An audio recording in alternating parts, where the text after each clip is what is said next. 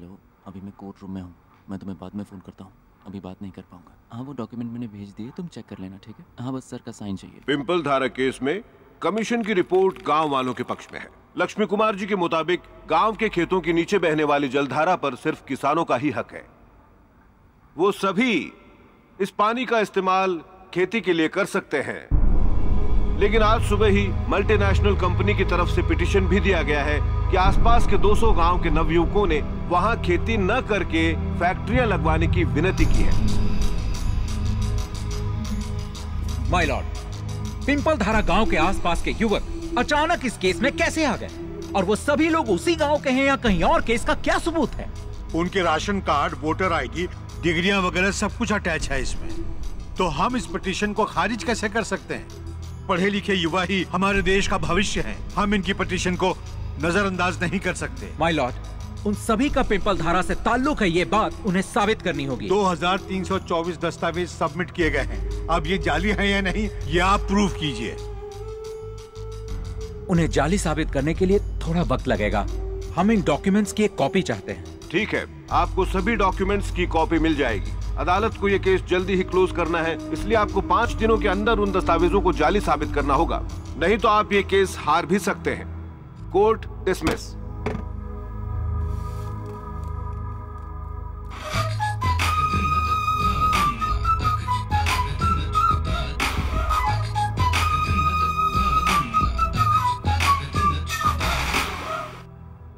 Sir, case में एक नई मुश्किल आ गई है, इसीलिए वक्त लग रहा है।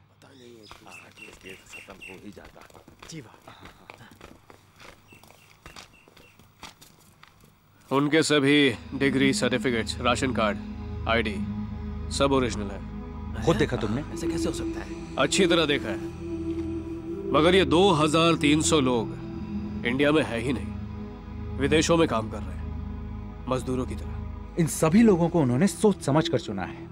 अगर उनके नंबर्स मिल जाए तो फोन पे बात हो सकती है। वही नंबर्स जमा कर रहा हूँ।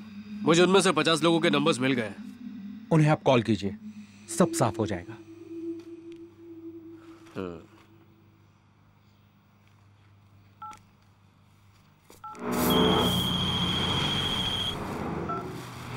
हेलो। हाँ, मैं इंडिया से बात कर रहा हूँ। मेरा नाम जीवानंद है। आप पिंपल धारा के जीवानंद हैं? हाँ भाई।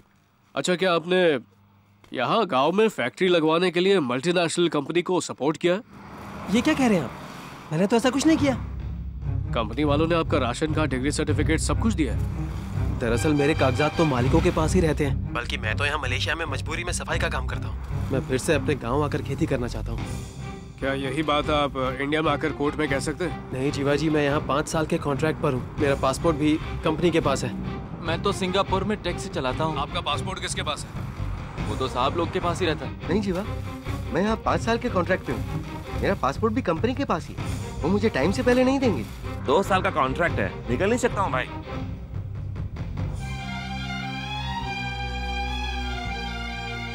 बुरी तरह फंस गए।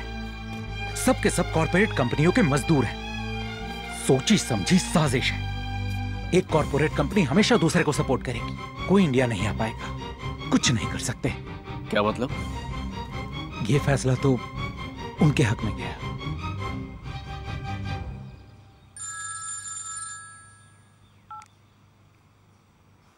पूरा जोर लगा लिया तूने।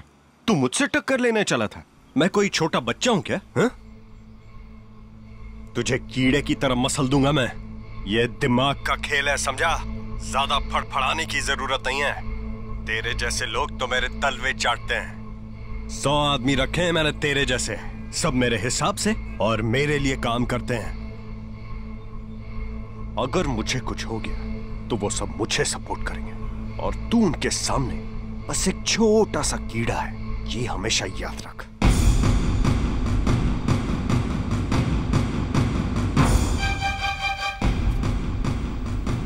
किसी कॉर्पोरेट कंपनी को प्रॉब्लम हो तो पूरा कॉर्पोरेट वर्ल्ड एक होकर खड़ा हो जाता है। तो हमारे गरीब किसानों की परेशानी के लिए पूरा देश खड़ा क्यों नहीं हो सकता?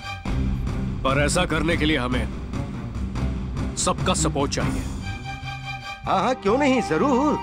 ये न्यूज हम जरूर छापेंगे, मगर आधा पेज नहीं। हाँ, 5वें 6ठे पेज पर 2-3 लाइनें छाप ही देंगे।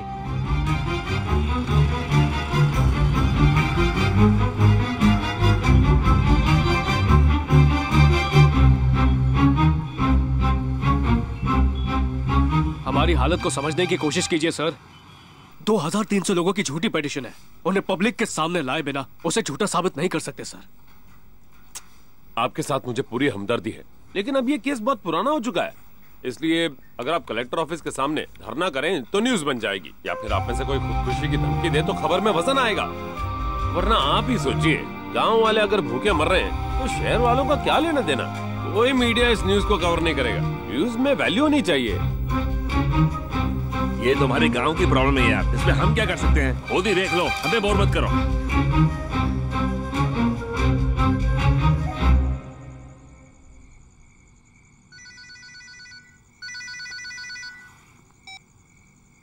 हेलो, मैं पिंपल धारा गांव से टीना बोल रही हूँ। आपके आसपास हमारे गांव का कोई हो तो बात करवा दीजिए। अच्छा अच्छा, आपके गांव से फोन है। दादा कैसे हैं आप? मैं ठीक हूँ बेटा।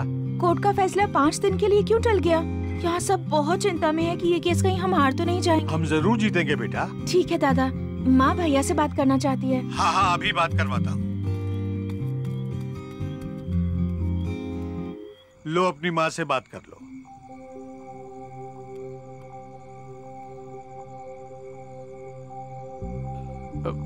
हेलो जीवा। माँ, तू चिंता मत करना बेटा, हमने केस जीतने के लिए देवी से मन्नत मांगी है। देखना वो हमारे सारे कष्ट दूर कर देगी। ठीक है माँ। कोकिला तुझसे बात करना चाह रही है, बात कर ले। हाँ करवाइए। लो बेटा बात कर। भैया कैसे हैं आप? मैं ठीक हूँ। पिछले हफ्ते बाबूजी दुबई में गुजर गए। काम करते करते दिल का दौरा पड़ गया। डेड बॉडी को यहाँ भेजते, मगर ये केस चलने तक कोई भी आदमी गांव में नहीं आ सकता ना, इसलिए उनका अंतिम संस्कार वहीं कर दिया। तुम अपना ख्याल रखना भैया।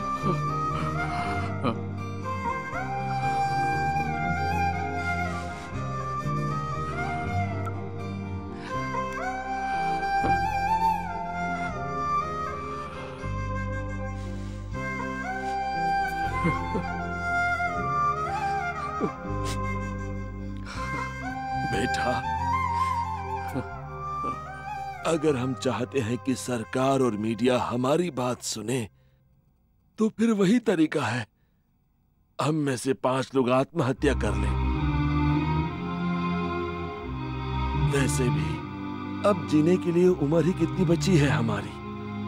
बच्चों पर बोझ बनकर जीने से तो अच्छा है जान देकर गांव के काम आ जाए।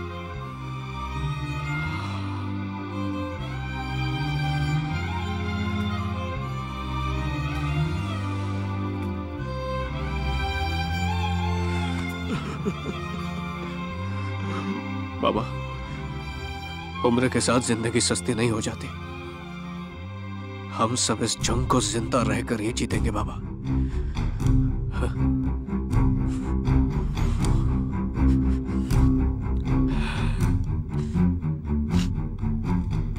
बस टैक्सी रिक्शा वाले सबका साथ देने के लिए एक यूनियन होती है। किसी व्यापार में नाइंसाफी हो तो सारे व्यापारी साथ में खड़े हो जाते हैं। जो लोग पूरे देश का पेट भर रहे हैं उनके लिए शहर वाले खड़े नहीं हो सकते।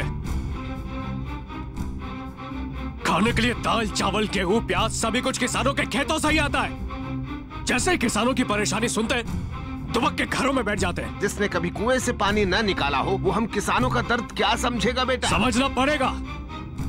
इन शहर वालों की लालच की भूख तो मिटती नहीं है। अब इनको मैं पानी के लिए तरसा दूंगा। अगले 3 दिनों तक पूरे शहर का पानी होगा बंद। सबको एक एक बूंद के लिए तरसा दूंगा। लोकल तो क्या, नेशनल चैनल वाले भी हमारे पास नाक रगड़ते हुए आएंगे। पर ये सब होगा कैसे? मुझे इस शहर का ब्लूप्रिंट चाहिए।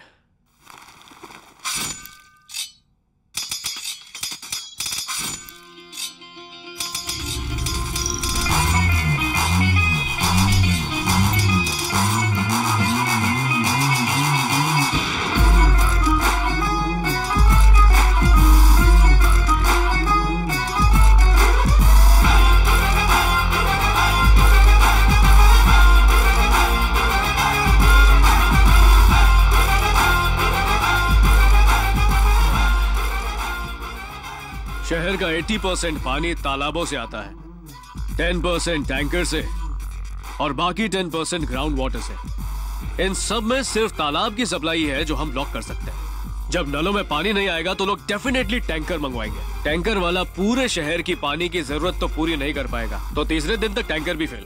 पानी ना मिलने पर पूरे शहर में हाहाकार मच जाएगा।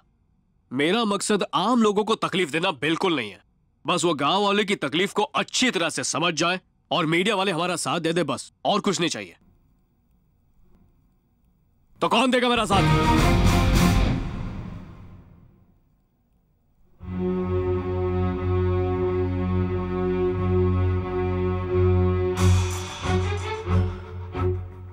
आप लोगों को जिन जिन दोस्तों पे पूरा भरोसा है उन्हें यहाँ पर जल्द से जल्द बुलाइए। हमें 60 लोगों की जरूरत पड़ेगी।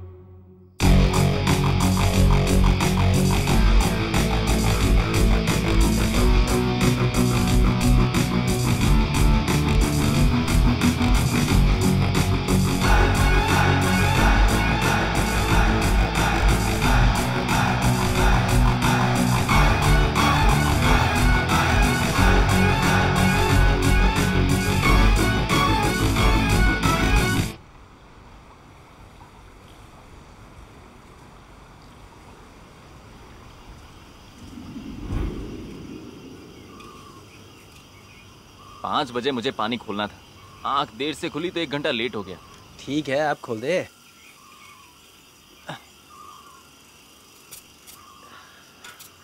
ये उतर उतर।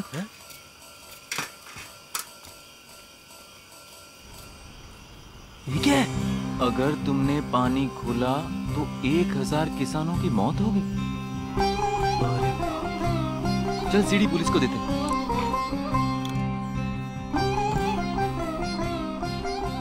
पीछे पाइप दिखाई दे रहा है? हाँ। दिख रहा ना? हाँ। अंकिता, तुम वेस्ट वाले लेक पर चले जाओ, सभी अंकल तुम्हारा इंतजार कर रहे होंगे। ठीक है, जाती हूँ। हाँ। रवि, तू ईस्ट वाले लेक पर चलिए। ठीक है। हाँ। आप पकड़िए सर। बाबा, रिकॉर्डिंग के बाद उस सीडी को यहाँ पर लटका दीजिएगा, समझ गए? हाँ ठीक है बेटा, हम लोग चलते हैं। बाकी सब लोग आ जाइए मेरे पीछे। चल चल चल।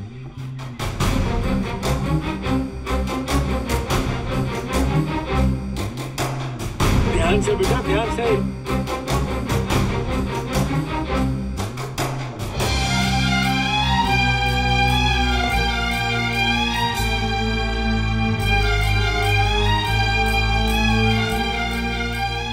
वो सब तो पाइप के अंदर बैठ गए, हम पानी कैसे खोलेंगे सर? एसपी साहब को बुलाना पड़ेगा, मैटर सीरियस है।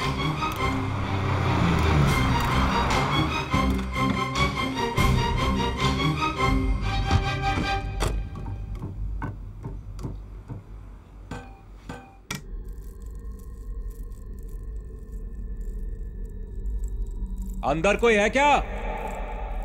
जवाब दो। हेलो पुलिस, जवाब दो।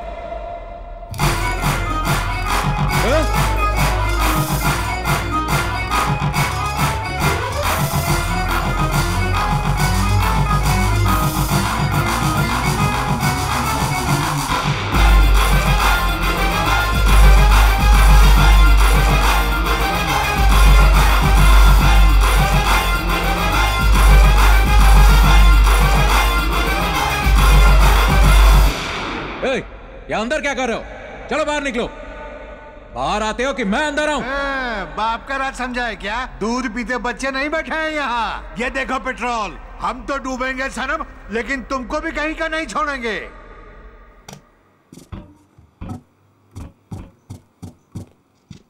अंदर बहुत बुड्ढे हैं सर, पेट्रोल लेकर बैठे हैं, जलकर मरने की धमकी दे रहे हैं। 5 बजे मुझे पानी खोलना था सर, अब तो 9 बज चुके हैं।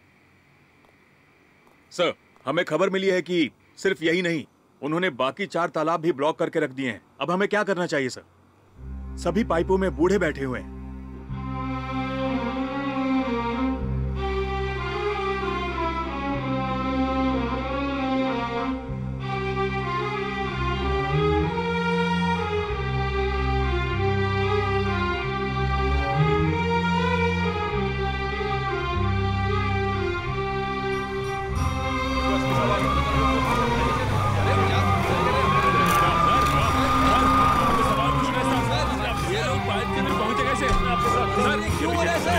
पता चला आपको एक सीढ़ी मिली थी। क्या था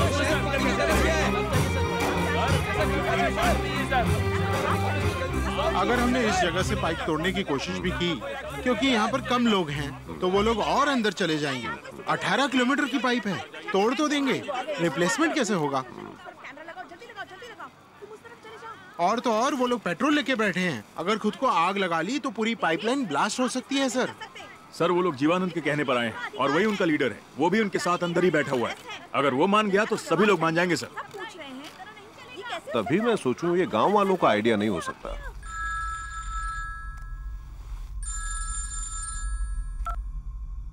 अरे उधर क्या हाल है? यहाँ तो हम बहुत फेमस हो गए हैं। इधर English paper, Marathi paper, Hindi paper, Gujarati paper, तू जो बोल वो पेपर वाले आ गए हैं। मीडिया वाले तो सिर्फ ही हैं। हमारी लगाई इस आग को वो जितना भड़काएंगे, लोगों का गुस्सा उतना ही भड़केगा। ये तो सिर्फ एक चिंगारी है।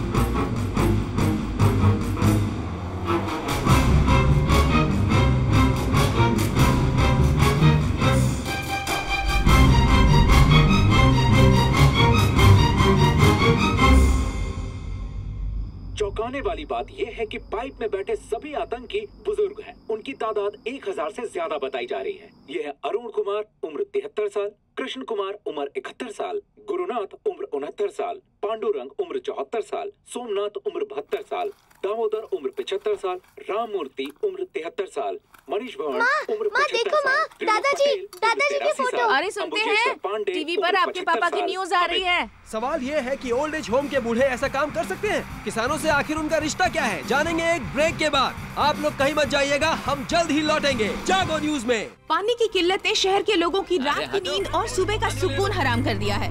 पानी के लिए हर तरफ अफरा तफरी मची हुई है। टैंकर के पानी से टंकियां भरने के लिए लोग झगड़ रहे हैं। यहाँ तक कि स्विमिंग पूल्स तक के पानी को लूटने की होड़ मच गई है।